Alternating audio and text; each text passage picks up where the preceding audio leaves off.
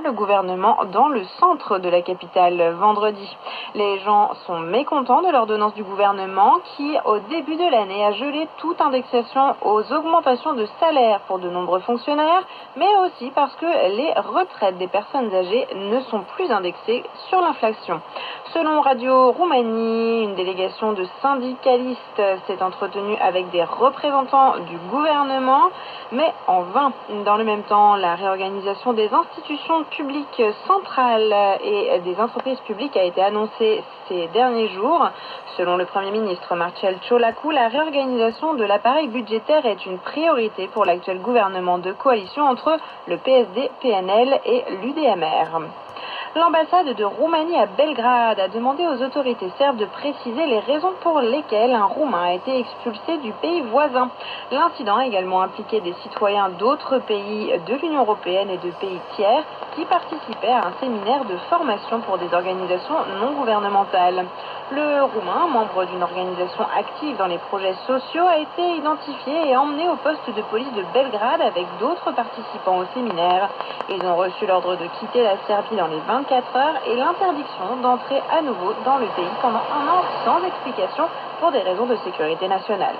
Les ressortissants roumains ont quitté le pays voisin en toute sécurité. L'expulsion de Serbie de plusieurs ressortissants de l'Union européenne est sans précédent. Le ministre roumain des Affaires étrangères, Emil Hurezeanu, rencontrera le secrétaire général de l'OTAN, Mark Rutte, au siège de l'OTAN à Bruxelles, mardi 28 janvier, selon un communiqué de presse de l'Alliance de l'Atlantique Nord. Le 14 janvier, Emil Hurezeanu a reçu James O'Brien, assistant du secrétaire d'État américain pour les affaires européennes et eurasiennes. Selon un communiqué de presse du ministère des Affaires étrangères, le ministre roumain a apprécié à cette occasion la contribution des États-Unis à la sécurité et à la défense du flanc oriental de l'OTAN, ainsi qu'au développement de l'approche stratégique de la région de la mer Noire. Les deux responsables ont également fait l'éloge des relations bilatérales entre leurs deux pays, notant plusieurs succès significatifs tels que l'inclusion de la Roumanie dans le programme d'exemption de visa, le développement de la coopération économique et énergétique et l'action coordonnée entre la Roumanie, les États-Unis et l'Union européenne. Les libéraux se réuniront ce dimanche lors d'un conseil national extraordinaire afin de valider la candidature de Crin Antonescu, proposé comme candidat commun de la coalition au pouvoir en Roumanie pour les élections présidentielles de mai prochain. Dans le même but, le PSD a fixé un congrès extraordinaire le 2 février, tandis que l'UDMR votera en début de semaine prochaine. Les premiers et second tours des élections présidentielles sont prévus pour les 4 et 18 mai prochains. Jusqu'à présent, le maire de Bucarest, Nicu Șordan, l'indépendant Călin Georgescu et la présidente de l'USR, Elena Lasconi, ont annoncé leur intention d'entrer dans la course. Température en hausse en Roumanie où les maxima seront compris entre 4 et 13 degrés, 12 degrés et un ciel variable aujourd'hui à Bucarest. C'est la fin de ce journal. Info Plus, la suite. Les dossiers de l'actualité.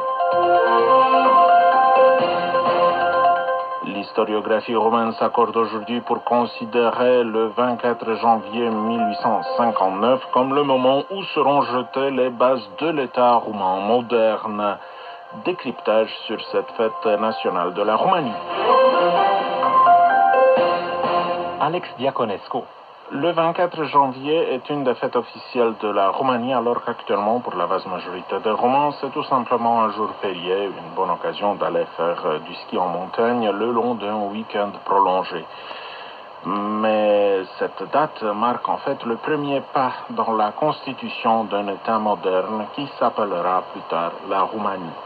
Ce que l'on appelle de nos jours la Petite Union est surtout le résultat du contexte international de l'époque, marqué par la Révolution européenne de 1848 et par la guerre de Crimée de 1953 à 1956. Jusque-là, les principautés roumaines de Valachie et de Moldavie étaient le terrain de guerre pour trois empires, autrichiens, ottomans et russes. C'est pour limiter la présence russe dans les deux principautés roumaines que les puissances occidentales arrivent à soutenir une autonomie de la Moldavie et de la Valachie et même à permettre une éventuelle union. Conformément à la Convention de paix de Paris, les deux principautés avaient le droit de constituer des armées nationales et elles bénéficiaient d'indépendance administrative, du droit d'émettre des lois et de faire du commerce libre avec d'autres États. Enfin, ce furent les assemblées législatives de la Valachie et de la Moldavie qui, après de farouches débats, ont fini par élire le colonel Alexandru Ioan Cuza en tant que prince souverain en Moldavie d'abord le 5 janvier et ensuite en Valachie le 24 du même mois de janvier. Même si les décisions issues de la conférence de paix de Paris avaient encouragé les unionistes valaques et moldaves, ce fut l'action décisive des hommes politiques des deux États qui amena à l'union de facto de ces deux principautés danubiennes sœurs, tout en respectant à la lettre les termes de la Convention. Cette double élection sera l'aboutissement d'un long parcours de l'effort conjoint de deux générations successives d'élites moldaves et valaques déterminées à créer un État roumain fondé sur le modèle des États européens modernes. Leur effort a rendu possible la petite union du 24 janvier 1859 que nous célébrons de nos jours par une fête officielle.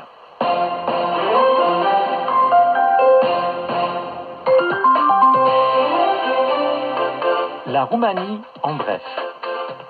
Eugen Kojokariu nous parle aujourd'hui de la fin des contrôles aux frontières terrestres suite à l'adhésion complète de la Roumanie à l'espace Schengen. Depuis le 1er janvier 2025, les contrôles aux frontières terrestres de la Roumanie avec la Hongrie et la Bulgarie ont été supprimés. Avec l'adhésion complète de la Roumanie et de la Bulgarie à l'espace Schengen, les déplacements de la Roumanie vers et depuis les autres États membres seront similaires à ceux effectués à l'intérieur du pays. Ainsi, les contrôles des papiers d'identité de tous ceux qui franchissent la frontière avec la Hongrie et la Bulgarie ont été supprimés à 40 points de passage frontaliers, routiers, ferroviaires et portuaires. Cette mesure s'applique à toutes les personnes, quelle que soit leur nationalité, et à toutes les catégories de moyens de transport, qu'il s'agisse d'autocars, d'autobus, de minibus, de camions, de bateaux ou de trains. Les points de passage les plus fréquentés sont Nadlac 2 à la frontière avec la Hongrie à l'ouest et à Giurgiu Ruse dans le sud à la frontière avec la Bulgarie. Les personnes ayant l'intention de se rendre dans un autre pays doivent être munies d'un document d'identité valide tel qu'un passeport ou une carte d'identité. Toutefois, des contrôles ponctuels dans la zone frontalière sont maintenus pendant 6 mois afin de prévenir la contrebande et l'immigration clandestine. Les gardes-frontières roumains effectueront des contrôles aléatoires et non systématiques sur les voies de communication de la frontière intérieure ou à divers carrefours routiers dans un rayon de 30 km en collaboration avec des collègues de la police, de la gendarmerie, de l'immigration ou d'autres structures. Les enquêtes policières préventives seront menées sur la base d'une analyse de risque ou lorsqu'il existe des informations sur d'éventuelles infractions. Les patrouilles mixtes sont équipées d'appareils de contrôle mobile sur lesquels est installée l'application IDAC avec laquelle elles effectueront des contrôles. L'application en question scannera le document présenté par la personne Avec ses symptômes habituels, fièvre élevée, ou interdite de séjour sur le territoire. Les conditions